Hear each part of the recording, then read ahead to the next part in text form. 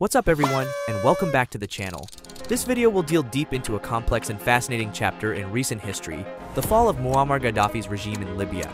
We'll be exploring the factors that triggered the uprising, the international involvement, and the lasting impact of this event. But fear not, history buffs. We're going to break it down in a way that's easy to understand, even if you're not a world politics pro. So grab your favorite snack, and let's get learning. Dissecting the discontent. Several key factors converged to create a tinderbox ready to explode. Economic disparity festered beneath the surface. While oil revenue gushed in, it didn't trickle down fairly. Many Libyans grappled with poverty and limited opportunities. Corruption, another major grievance, saw Gaddafi and his inner circle enrich themselves while ordinary citizens struggled. Don't forget the human rights dimension. Gaddafi's regime was notorious for its brutality. Freedom of speech and assembly were luxuries few dared to indulge in.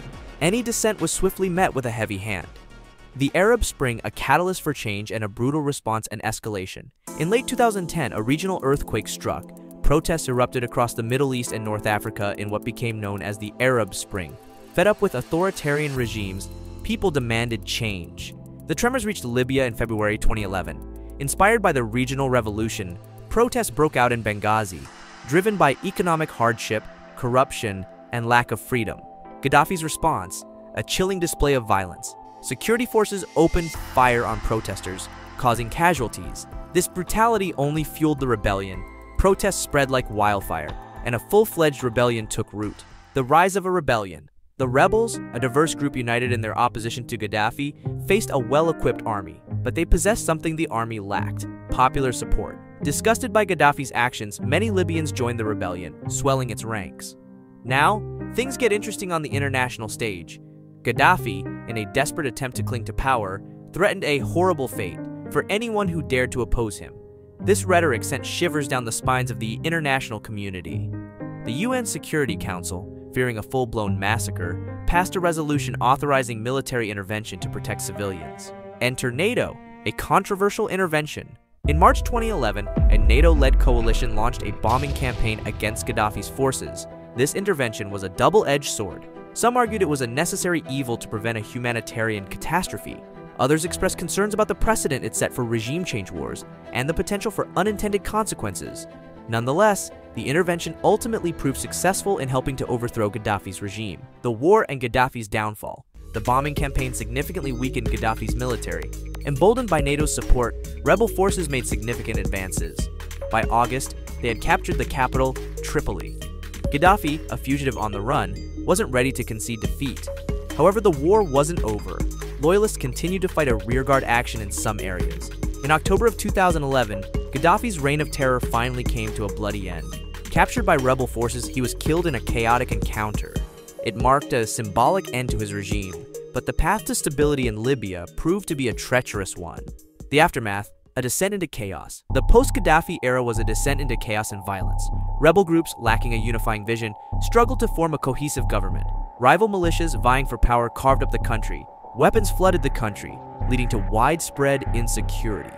The economic situation remained dire. Oil production, the lifeblood of the Libyan economy, plummeted during the conflict. Reconstruction efforts stalled due to the ongoing instability. This economic stagnation further fueled the sense of despair and disillusionment. The rise of ISIS and a growing security threat. The power vacuum created by Gaddafi's fall provided fertile ground for extremist groups. ISIS took advantage and established a foothold in Libya, destabilizing the country further and posing a significant regional security threat. The long-term consequences of Gaddafi's fall are multifaceted. The absence of a strong central government created a power vacuum that still plagues Libya. Rival militias and fragile interim governments struggle to maintain order, resulting in ongoing conflict. This instability hampers efforts to rebuild the economy and improve the lives of Libyans. The intervention in Libya set a controversial precedent for future military actions in the region. While some argue it prevented a humanitarian disaster, the ongoing instability highlights unintended consequences. The role of external powers in shaping nations remains a contentious issue. The rise of ISIS in Libya underscored the dangers of a power vacuum in the fight against terrorism. The group's presence threatened regional security and highlighted the fragile nature of post-conflict stability. I look forward a gleam of hope. Despite the daunting challenges, there have been some recent glimmers of hope.